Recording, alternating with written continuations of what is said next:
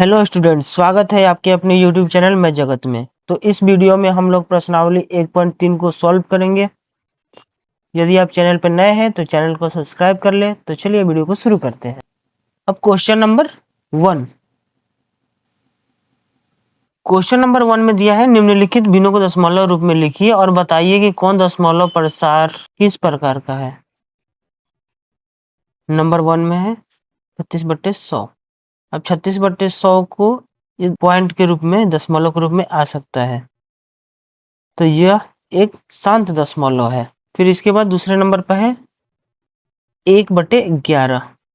1/11 को डिवाइड करने के बाद में फिर से वही रिपीट करने लगा है, तो यह दशमलव के रूप में यह एक अनवसनीय आवर्ती है, क्योंकि ये बार बार रिपीट करते रहेगा। इतने नंबर के बाद फिर से दोबारा रिपीट करेगा, इसलिए हम इसको कहेंगे कि अनवसनीय आवर्ती है। फिर नंबर 3 में है 4.1/8।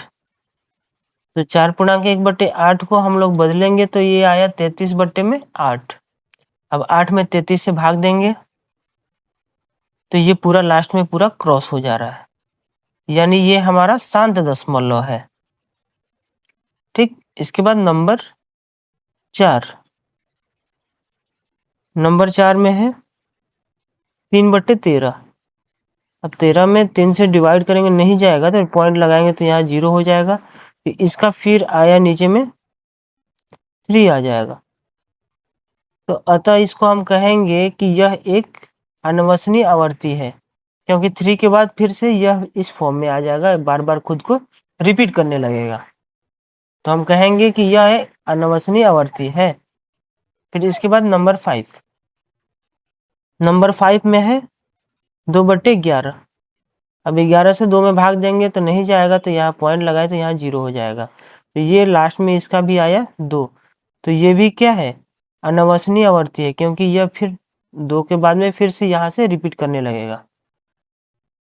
फिर इसके बाद नंबर 6 329/400।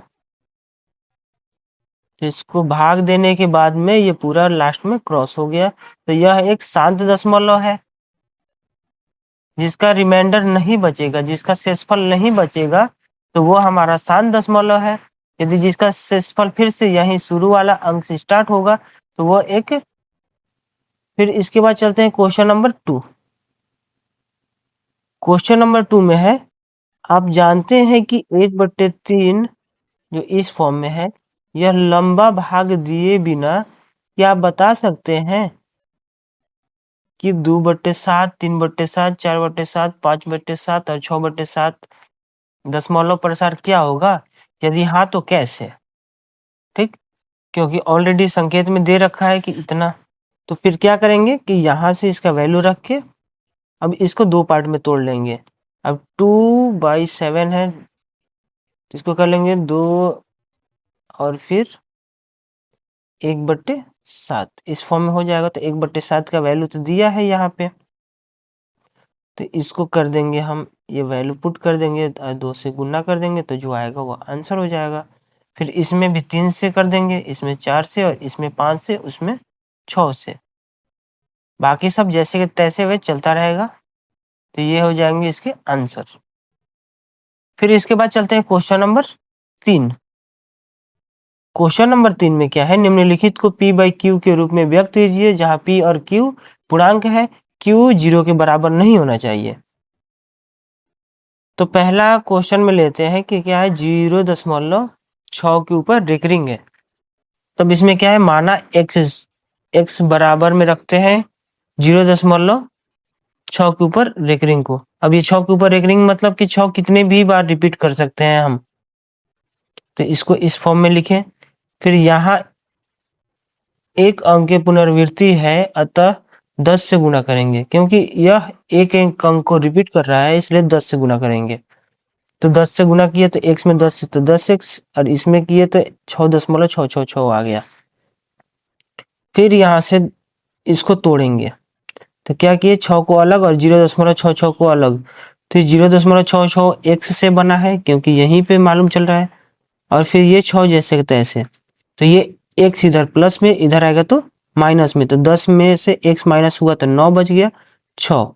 अब यहाँ से 9 गुना करो, इधर आएगा तो भाग करेगा, तो यहाँ से 3 के टेबल में है, तो 3 3 जा 9, 3 2 जा 6, यानी 2/3 इसका आंसर हो जाएगा। फिर इसके बाद चलते हैं क्वेश्चन नंबर 2। अब क्वेश्चन नंबर 2 में दिया है 47 दिया है, तो यहाँ भी कितने नंबर के बाद में ये 7 को रिपीट कर रहा है, 7 बार बार रिपीट हो रहा है। तो पहले क्या करेंगे, 10 से गुना कर लेंगे, तो यहाँ 4.777 हो जाएगा।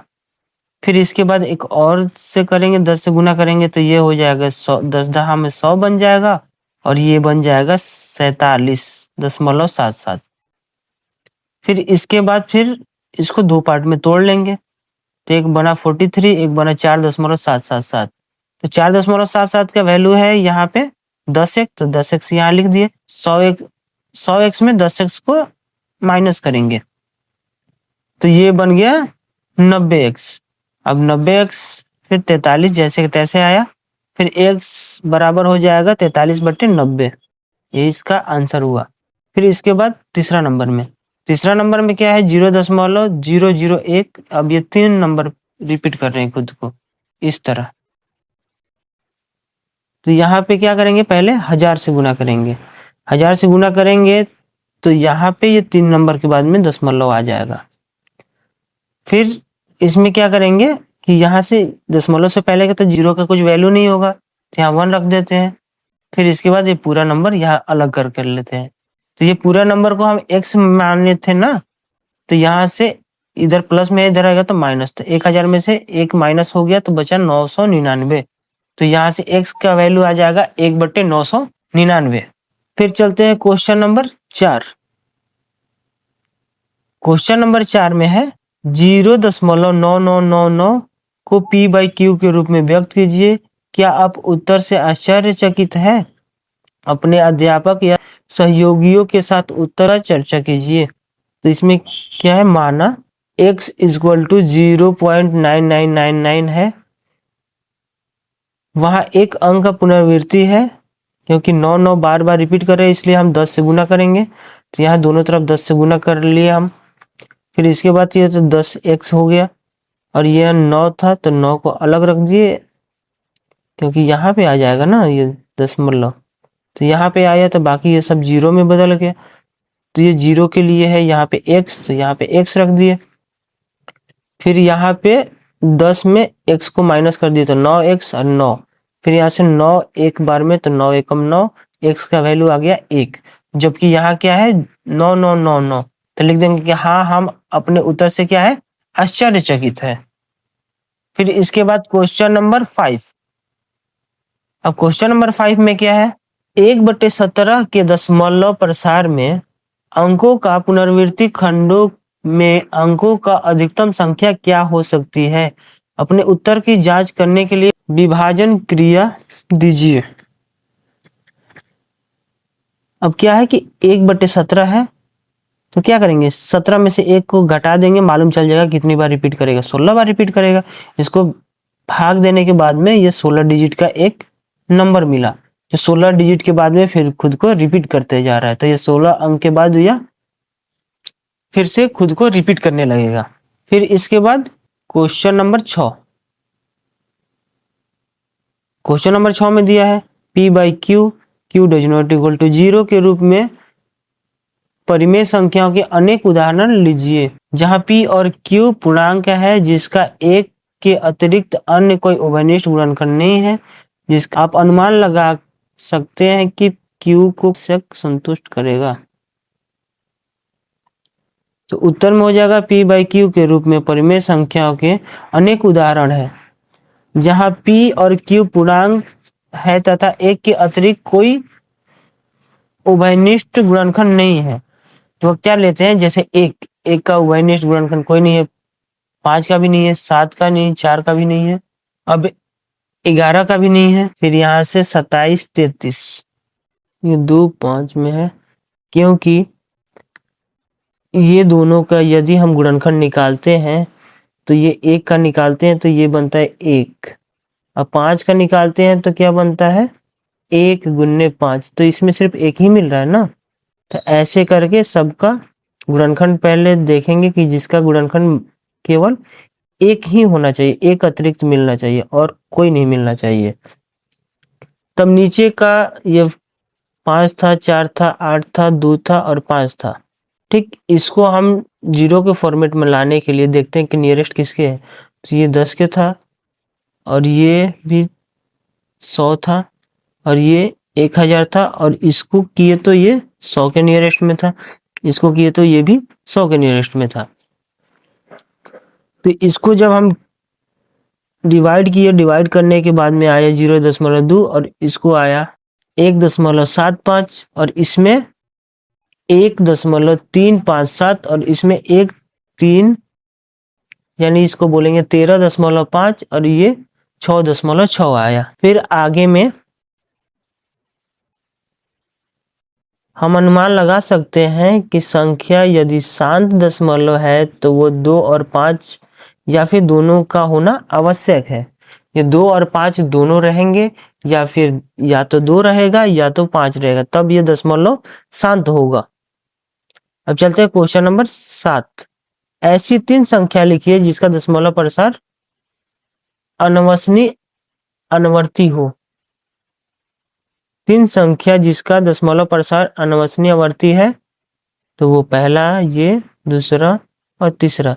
क्योंकि यहाँ देखिए 1 0, 2 0, फिर यहाँ 3 0, फिर यहाँ 4 0, आगे ऐसे बढ़ता चला जाएगा। और यहाँ पे 1 1 है, यहाँ डबल 1 है, यहाँ ट्रिपल 1, यहाँ 4 बार 1, तो ऐसे करके ये आगे तक चला जाएगा। और इसमें 2 3 1 0, 2 3 डबल 0, 2 3 ट्रिपल 0, ये भी ऐसे आगे करके चला जाएगा। इसके बाद चलते हैं क्वेश्चन नंबर 8। अब क्वेश्चन नंबर 8 में है परिमेय संख्या जो है 5/7 और 3/11 के बीच में 3 अलग अलग अपरिमेय संख्या ज्ञात कीजिए। अब 5/7 और 9/11 के बीच में 3 अलग अलग परिमेय संख्या निकालना है, बताना है। तो इसको सबसे पहले डेसिमल फॉर्मेट में रख लिए, यानी 5/7 को इस फॉर्मेट में बदले और फिर 9/11 को इस फॉर्मेट में बदले। अब इसके बीच में बताना है 3 अपरिमेय संख्या, तो इसके बीच में 3 अपरिमेय संख्या होगा 7 4 0, 7 4 0 4 0, फिर 7 4 डबल 0, फिर 7 4 ट्रिपल 0, फिर 7 4 4 0, ऐसे करके ये बढ़ते जाएगा। इसमें क्या होगा 7 8 1 0, 7 8 1 डबल 0, 7 8 1 ट्रिपल 0, ऐसे करके आगे बढ़ता चला जाएगा। और इसमें हो जाएगा 8 0 3 8, फिर यहाँ 0 हो जाएगा, फिर 3 8 ट्रिपल 0, 3 8 4 0, फिर 3 8, ऐसे करके आगे बढ़ता चला जाएगा। फिर इसके बाद चलते हैं क्वेश्चन नंबर 9। क्वेश्चन नंबर 9 में बताइए कि निम्न संख्या में कौन संख्या परिमेय है और कौन संख्या अपरिमेय है। तो ये इसमें बताना है कौन कौन परिमेय है, कौन कौन अपरिमेय है। तो पहला नंबर में है √23, तो यह एक अपरिमेय संख्या है क्योंकि यह पूर्ण वर्ग नहीं है। दूसरा नंबर में है √225, तो यह एक परिमेय संख्या है क्योंकि इसको 2 पार्ट में डिवाइड हो जा रहा है, इक्वल पार्ट में। फिर ये तीसरा नंबर 0.3796 एक शांत परिमेय संख्या है। फिर चौथे नंबर में 7.478778, ये करके ये 7 8 7 4 7 8 4 7 8 खुद को रिपीट कर रहा है, तो ये एक अशांत आवर्ती परिमेय संख्या है। फिर इसके बाद 5वें नंबर पे है 0.10, यहाँ डबल 0, यहाँ ट्रिपल 0, यहाँ पे 4 0 5 0, ऐसे करके है। यह एक अपरिमेय संख्या है, यहाँ पुनरावृत्ति नहीं है क्योंकि ये खुद को रिपीट नहीं कर रहा है।